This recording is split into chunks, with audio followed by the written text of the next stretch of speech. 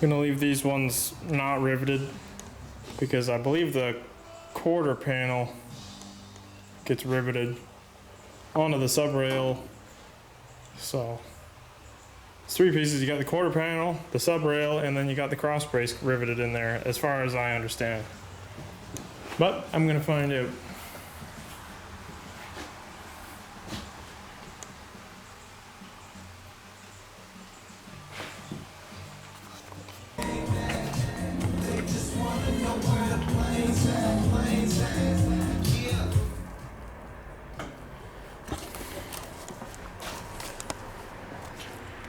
Hey. Hi.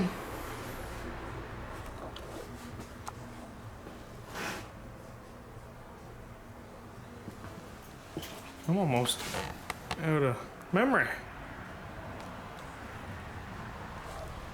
Hello. Fuck's sake, man.